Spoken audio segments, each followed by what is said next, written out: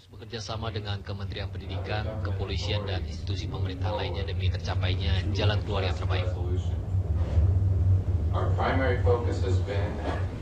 Fokus utama kami selama ini dan untuk kedepannya adalah untuk mengedepankan murid dan keluarga serta keamanan dari komunitas sekolah kami.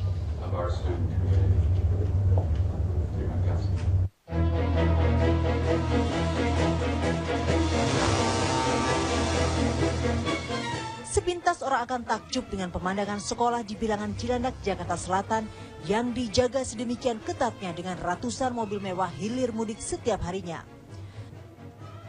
Adalah Jakarta International School, sekolah terintegrasi dari taman kanak-kanak hingga sekolah menengah atas yang berlabel internasional dengan segudang fasilitas dan pengajar ekspatriat.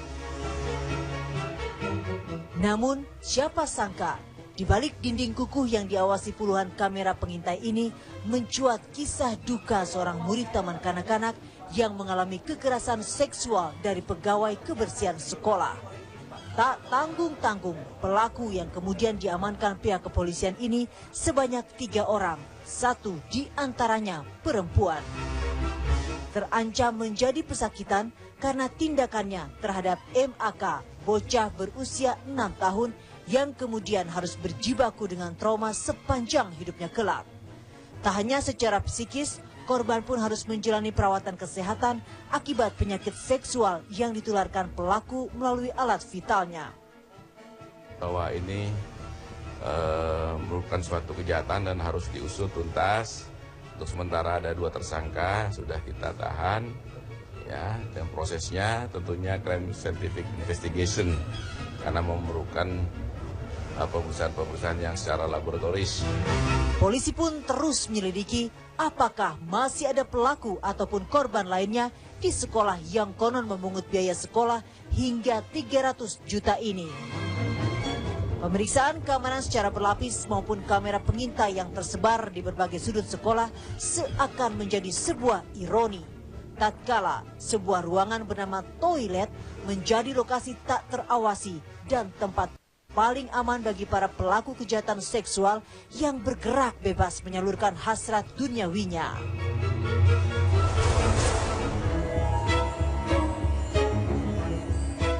Belum reda kasus kejahatan seksual yang menimpa MAK, kini dunia maya dihebohkan pengakuan seseorang bernama Nurani.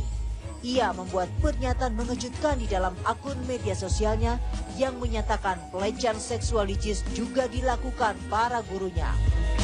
Pernyataan Nurani ini seolah mendukung apa yang sedang dilakukan polisi sekarang. Aparat sedang menyelidiki apakah ada korban serta pelaku kekerasan seksual selain 2 orang yang sudah ditahan. Sementara di Twitter, akun bernama Miss Glodok menyebutkan siswa bermesraan dan bercumbu di koridor sekolah atau kelas sepi merupakan hal lumrah di JIS. Kasus pelecehan di JIS ini telah menuai kecaman masyarakat dunia maya.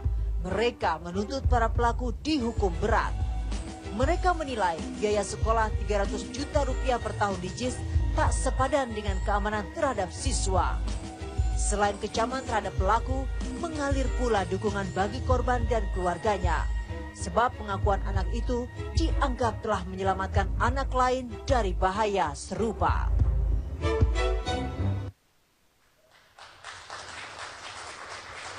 Indonesia Lawyers Club malam ini dengan tema kejahatan seksual di Sekolah Jakarta International School. Kini kita sambut Presiden Indonesia Lawyers Club, Karni Ilyas.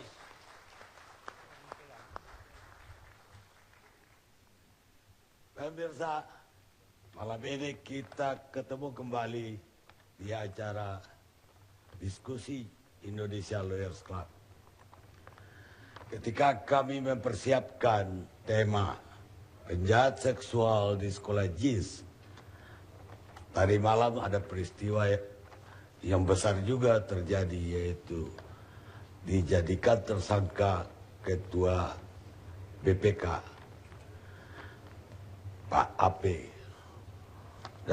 Tapi kami tidak sempat lagi untuk mempersiapkan tema yang baru. Sehingga kami tetap dengan penjahat seksual di sekolah JIS.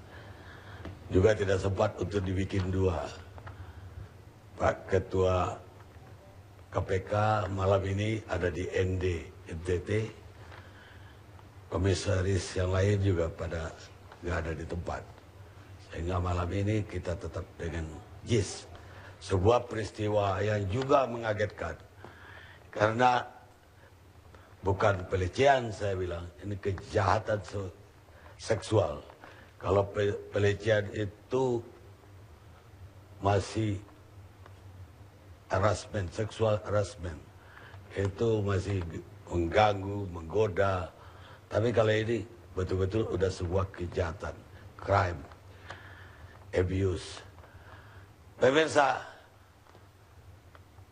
kenapa tidak disangka? Karena ini sekolah yang bertaraf internasional dan susah untuk masuk ke sana. Dan dipercaya oleh para orang tua murid menitipkan anaknya di situ. Lah kalau di sekolah internasional pun terjadi begini, apalagi di tempat lain. Bagaimana bisa lahir dari lembaga pendidikan yang seperti itu manusia-manusia yang baik kalau sekolahnya pun udah seperti itu. Dan itulah makanya tema ini sangat menarik kita angkat. Apalagi ternyata sekolah itu tidak ada izinnya untuk TK. Bagaimana lahir manusia yang punya integritas di sebuah lembaga yang ilegal. Saya sekarang mau ke Ibu Teresia. Beliau adalah orang tua dari korban. Selamat malam Ibu Teresia. Kapan Ibu tahu anak Ibu menjadi korban kejahatan ini? Saya tahunya itu tanggal 21 Maret. Jadi hari Jumat sekitar maghrib itu. Waktu maghrib. Bagaimana Ibu bisa tahu? Jadi gini, gejala itu sudah lama. Ya, gejala anak saya itu sudah lama. Tetapi setiap kali saya tanya anak saya, dia nggak ngaku. Selalu bilang nggak ada apa-apa. Kalau misalnya dia pulang, hidungnya berdarah, saya tanya kenapa, jatuh. Begitu. Dan memang dia juga sering mimisen, jadi saya pikir tidak apa-apa. Cuman karena pekerjaan saya ini kan juga ada hubungannya dengan kesehatan. Jadi saya tahu kalau berat badan anak umur 5 tahun dari 30 kilo dalam waktu 2 minggu turun 25, ini nggak beres. Nah setelah itu saya periksa tuh semua badannya. Saya periksa nggak ada memar waktu itu ya. Sebelum nggak ada memar, nggak ada memar. Terus tambah lama tambah turun. Terus dia sudah mulai pencet burungnya dipencet, alasannya mau keluarin air kencing. Saya tanya kenapa, dia bilang dia tidak mau kencing di sekolah. Saya tanya kenapa nggak mau, takut. Kenapa, nggak apa-apa, begitu. Sampai saya rayu, tapi tidak pernah saya dapat. Tunggu dulu, waktu Ibu menangkap gejala-gejala yang sebelumnya itu, apa gejalanya? Gejalanya itu dia udah lama nggak ngompol, jadi ngompol. Terus kemudian kalau tidur sering mengigau. Mengigaunya itu, please go, don't let me go away. Ampun mbak, jangan pukul mbak, ampun, gitu. Jadi gitu, itu udah sering, terus teriak-teriak, langsung bangun, langsung lari ke kamar saya. Dia kan tidur sendiri. Nah setelah itu dia nggak mau tidur di kamarnya, tidur sama saya. Kemudian ya terkencing-kencing gitu, nggak mau makan, nggak mau minum. Jadi sampai dia tuh ya sakit. Saya kasih obat gitu. Tapi yang paling parah itu memang setelah tanggal 23. Karena dia sedih, saya pikir kenapa dia mau ngomong. Saya ajak dia ke Singapura, liburan ke Singapura. Nah setelah di Singapura saya pikir saya akan tanya, saya gali lagi. Tetapi tetap tidak bisa. Nah yang membuat saya tahu dia tuh cerita, karena begini, dia bilang ke saya, di kehidupan saya ini saya selalu berolahraga. Jadi saya punya teman itu yang memang juara binaraga. Dia bilang, Mami, uncle itu bisa dipanggil nggak? Kenapa sayang? Karena itu kan badannya gede kayak Huluk. Jadi bisa dong kalau aku ada yang nakal di sekolah, dia bilang gitu.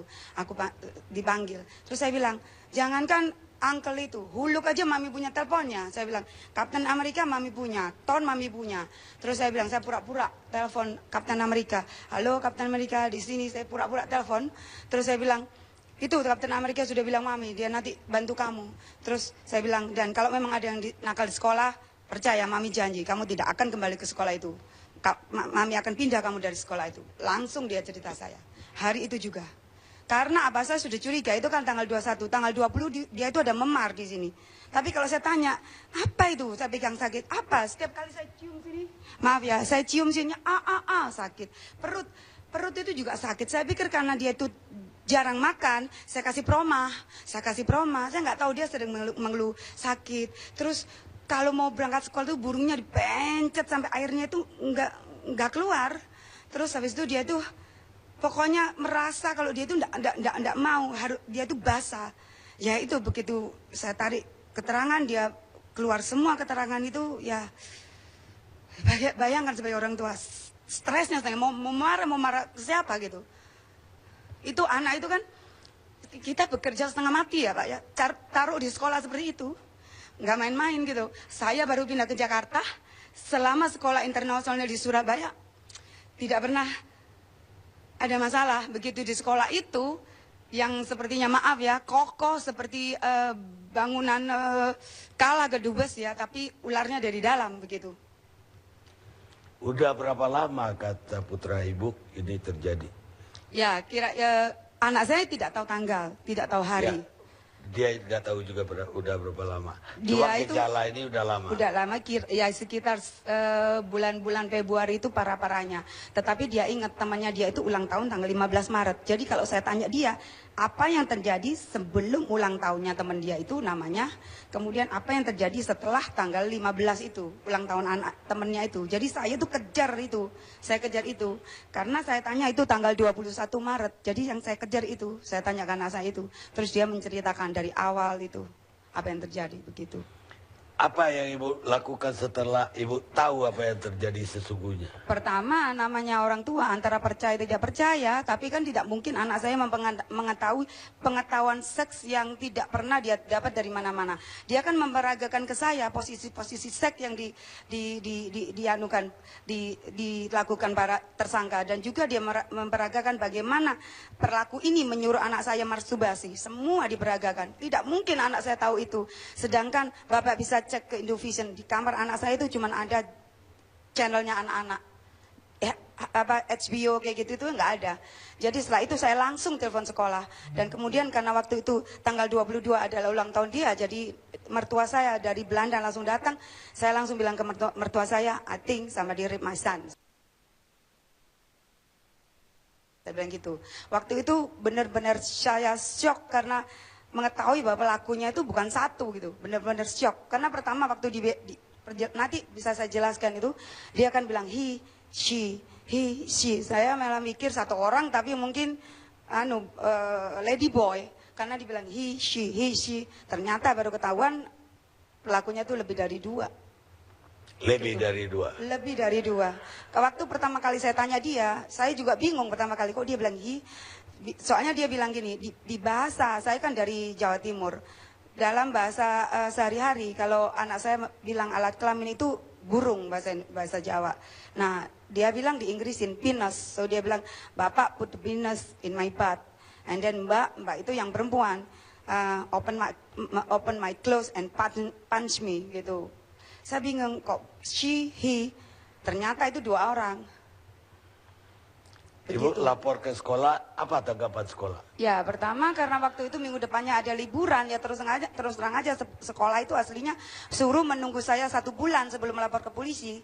Saya nggak mau, saya maksa pokoknya besok siapapun yang ada di sekolah harus menemui.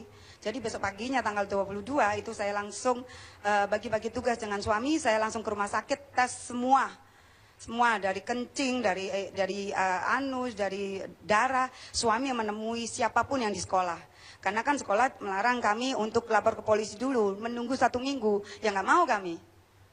Begitu ceritanya. Kalau nanti Bapak tanya kronologis pengakuan anak saya siap saya ceritakan. Ya, ketika suami melapor ke sekolah, tanggapan sekolah apa? Ya sepertinya ya seperti biasa, turut prihatin begini, terus kemudian mereka menawarkan investigasi pribadi. Kami bilang nggak bisa. Kalau membantu, tapi saya tetap lapor ke polisi. Malah, apa maksudnya investigasi pribadi? Tidak tahu, pokoknya yang jelas waktu suami saya menangis, dia melihat gini, Bapak tim karnya itu mengasih kode ke bule satunya itu. Saya juga ngerti apa maksudnya. Investigasi pribadi, jadi kasarannya nggak boleh ke polisi gitu. Tapi saya maksa tanggal 24 itu saya ke polisi. Terus orang JIS-nya itu ngikutin saya, yang bukan wakil ketua security namanya Pak David, ngikutin saya. Jadi sekolah tidak melapor, yang melapor itu saya. Dia cuma ngikut aja begitu. Terus katanya ibu juga ketemu dengan orang tua murid yang lain yang Tanggal itu 15 setelah conference. Pertama memang saya itu mau menutupi siapa saya, siapa anak saya. Tetapi karena ini saya ini jedok ya kasarannya itu, JIS tidak mau membantu saya. Itu saya merasa seperti itu. Nanti Bapak bisa tanya kenapa saya merasa seperti itu. Karena pikir aja baik-baik. Saya menutupi identitas saya sejak tanggal 21. Kenapa saya speak up setelah 3 minggu 3 hari? Kenapa? Saya nggak mungkin setelah menutupi rapat-rapat begitu sampai saya speak up. Pastikan ada. Kenapa? Karena saya tidak merasa saya mendapat keadilan. Gitu, karena saya tahu itu ada pelaku lain dan ada korban lain. Tetapi sekolah bilang tidak ada korban lain, tidak ada pelaku lain. Padahal saya udah bilang ke sekolah, ini yang terjadi, ini yang terjadi. Saya tidak pernah tutup kenyataan. Apapun yang saya tahu saya kasih sekolah. Tetapi sekolah itu meyakinkan bahwa tidak ada korban lain, tidak ada pelaku lain. Ibu yakin ada ada korban lain Yakin. itu dari pertemuan itu. Pertemuan dengan Ya. orang tua murid yang lain. Iya, karena saya sudah mami kan kenal semua sama saya. Udah mulai telepon. Nah, begitu pertemuan itu malah ada orang tua itu yang datang menemui suami saya. Dia bilang, "This is exactly what happened to my daughter a year ago, and JIS promise will kasarannya untuk membuat keselamatan di sekolah. Tapi ternyata kok terjadi lagi ke anakmu. Jadi exactly happened to my daughter a year ago." Dia bilang gitu. Exactly. Apa penjaga keamanan atau tukang servis juga yang melakukan? Nah itu karena suami saya shock kan, karena saya udah bilang suami saya, ada mama bilang ke saya itu 5 tahun lalu itu memang ada anak TK diperkosa sampai pingsan. Yang melakukan siapa katanya? Klinik servis juga. Klinik servis juga. Ya. Makanya saya mikir gini loh, kalau memang itu sudah pernah ada dan mamanya bahkan bicara dengan suami saya, berarti kan di situ sudah pernah ada pemerkosaan sebelumnya. Saya sebagai orang tua kalau tidak mengetahui bahwa ada pemerkosaan di sekolah anak saya merasa cheating ini, sekolah ini cheating. Mestinya kalau dia kasih tahu kan pasti lebih enak kita mengawasi anak kami kan, seperti itu. Dan nggak masuk akal kalau memang sudah ada pemerkosaan di toilet, kenapa tidak ada CCTV di situ? Benar kan? Kenapa? Kalau sudah pernah ada, saya bahkan tanya ke Mr. Chris itu, katanya Mr. Chris, no, rumor. Saya tanya itu siangnya, malamnya saya ketemu suami saya. Coba kebalikannya, saya ketemu suami saya dulu baru saya ngomong ke Mr. Chris. Saya pasti bilang nggak rumor. Orang tuanya menemui suami saya, rumor apa gitu loh. Makanya saya bilang, Mr. Chris itu harus tanya ke dalam dirinya sendiri, di hatinya, rumor apa real gitu loh. Itu yang saya mau tekankan. Ibu sendiri kerjanya apa? Aslinya saya mantan atlet, Pak. Atlet. Ya, atlet Jawa Timur. Terus kalau yang ibu kan tadi bawa ke rumah sakit, Ya. apa yang ditemukan oleh dokter di Jadi gini. darah di? Kami ke rumah sakit SOS itu memang rujukan dari JIS. Memang JIS itu yang atur semua. Memang kami ke rumah sakit SOS itu memang dari JIS. Nah setelah itu saya tes darah, tes urin. Saya minta seluruh komplit penyakit menular apapun, kemudian semua ya. Tapi karena vaksin anak saya itu lengkap, jadi yang nggak perlu nggak usah. Ya, kemudian anusnya juga diperiksa, tapi memang yang diperiksa anusnya itu cuman swab pakai cotton bud, tidak diperiksa dalamnya. Nah, kemudian rumah sakit menelpon pada hari yang sama, hasil separuh sudah keluar, tidak terjadi apa-apa. Hasilnya yang sisanya itu tanggal 26 hari Rabu Maret 2014. Nah keluar memang hari Rabu, pihak rumah sakit memang menelpon, tapi dia bilang tidak bisa menginformasikan kepada saya per telepon, jadi harus diambil. Nah saya sudah nggak enak, terus suami saya datang mengambil tuh tanggal 27 hari Kamis siang hari. Nah tetapi di situ polisinya bilang, karena kan suami saya yang ngambil, dokternya bilang kalau ini nggak apa-apa, nggak bahaya. Katanya begitu, penyakit ini nggak apa-apa, nggak bahaya. Justru itu yang saya tahu, karena bagaimana juga saya kan pekerjaan saya juga personal trainer, jadi saya sedikit mengerti tentang kesehatan.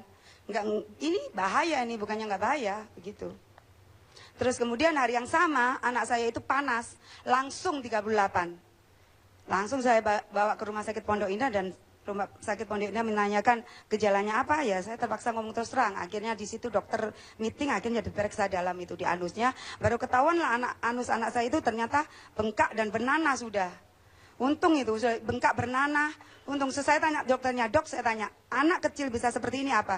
Ada hanya 2 kemungkinan, ibu, kata dokter ahlinya. 1, kalau infeksi saluran pencernaan infeksi maka bengkak, katanya dia. Tetapi ini kan ada bakteri yang bisa ditularkan dari seksual, yang biasanya ada di di penisnya laki-laki. Jadi kalau pencernaannya ini tidak rusak, tidak ada masalah, dan anusnya bengkak dan bernanah, pasti ini sodomi. Katanya juga diketemukan bakteri dari beberapa orang. Jadi gini, hari itu juga suami pulang ya membawa hasil bahwa anak saya menderita herpes 2 atau istilahnya HSV2. Kan HSV ada 2, HSV1, HSV2. HSV1 itu herpes 1, saya tahu itu herpes kulit. Nah, kalau yang satunya itu HSV2, itu herpes kelamin, itu termasuk penyakit kelamin. Enggak, apa betul dari bakterinya tidak dari 1 orang? Bakteri, ya, jadi bakteri tersangka 1 sama 2 itu ada di dalam pantat anak saya, di dalam anusnya anak saya, tersangka yang sudah ditangkap itu. Ada, tetapi herpes mereka tidak ada. Jadi indikasi mereka memperkosa anak saya itu memang ada, karena bakteri yang di dalam penis 2 orang tersangka ini ada, identik sama dengan yang di dalam pantat anak saya. Baik, Bu. Saya ikut prihatin mendengarkan cerita Ibu. Mudah-mudahan apa yang terjadi bisa sembuh, yang fisik, yang psikis bisa dipulihkan kembali oleh, saya kira, pakar-pakar psikolog atau psikiater yang bisa menyembuhkan itu. Kita rehat sejenak.